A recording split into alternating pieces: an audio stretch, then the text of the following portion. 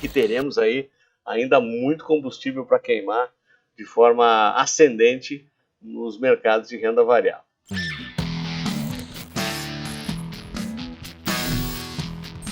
Olá, amigos e amigas da Apocalipse, sejam muito bem-vindos aqui ao nosso comentário de sexta, espaço onde avaliamos o que aconteceu de mais importante na semana, o impacto nos principais ativos, e obviamente tentando projetar o que está por vir.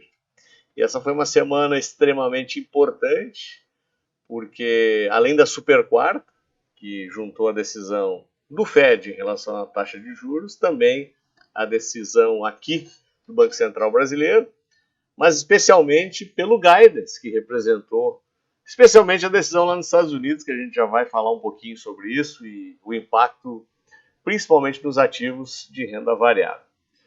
Pois, já se esperava o fim do ciclo.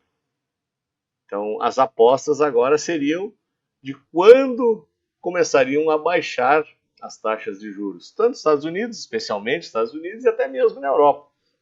Tendo em vista alguns indicadores que foram medidos nas últimas semanas, ligadas à inflação e ligadas à questão de consumo, emprego e renda, fez com que o presidente do Banco Central dos Estados Unidos falasse da possibilidade de, já num prazo mais curto, começar a baixa do ciclo de taxa de juros. Foi o estopim para que as principais bolsas do mundo tivessem o guidance necessário para a sua subida. E olha só o que acontece com a nossa bolsa. Nós vínhamos aqui num teste de 128. Aqui tínhamos identificado que os indicadores técnicos estavam bastante sobrecomprados e tinham que, mesmo que num comportamento lateral, né? Eu brincava na semana passada que finge que cai, mas não cai.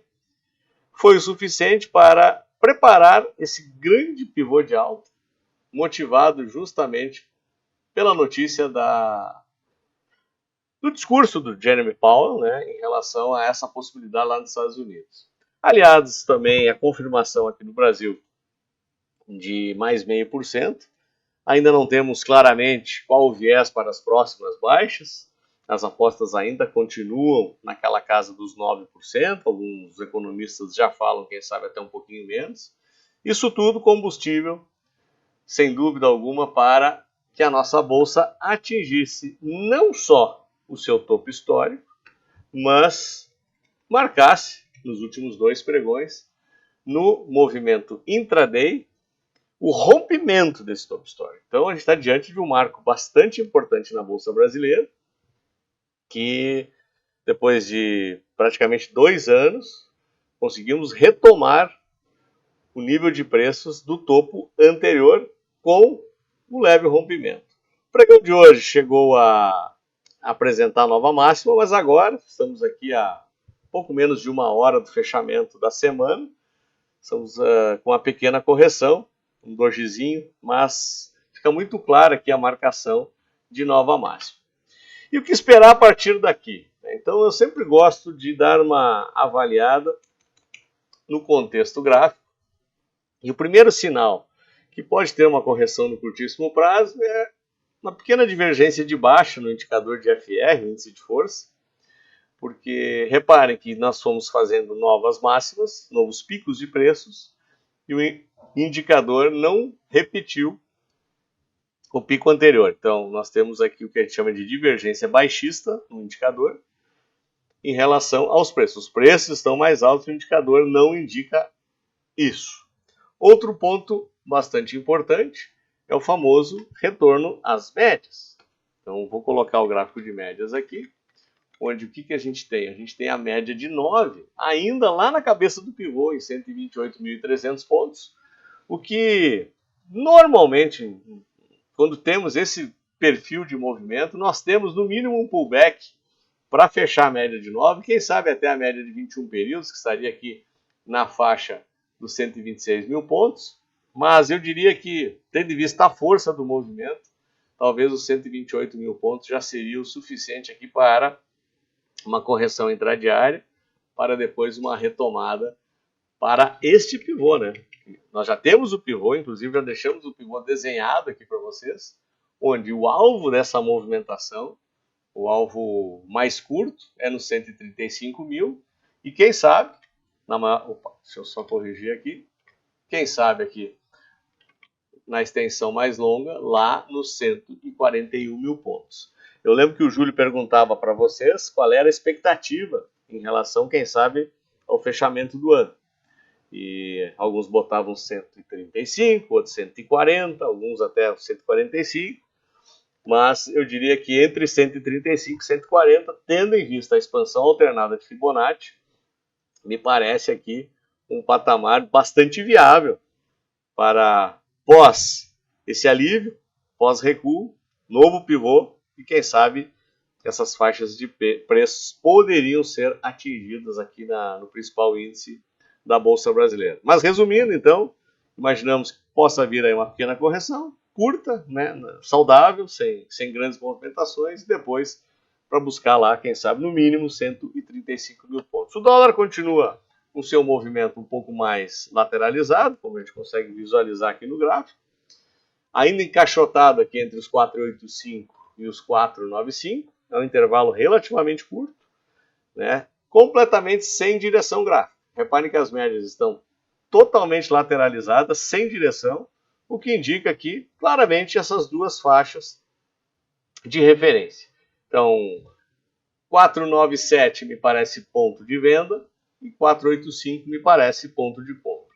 E como sempre, eu gosto de mostrar o DI aqui para vocês, e o DI continua indicando o que esperávamos, né? Então já estamos operando aqui no intraday, chegamos a testar a região levemente aqui um pouquinho abaixo dos 10, né? Estamos aqui nos 10,08, né? O que indica com a taxa de carrego a expectativa do mercado em relação aos 9, né? Então confirmando isso aqui, confirma não só a queda de taxa de juros, mas também aqueles setores que são demandantes de capital, demandantes de crédito, demandantes de tecnologia de longo prazo, faz muito bem para esses setores, isso já está se refletindo largamente nos preços dos ativos. E o que está acontecendo na Bolsa Americana?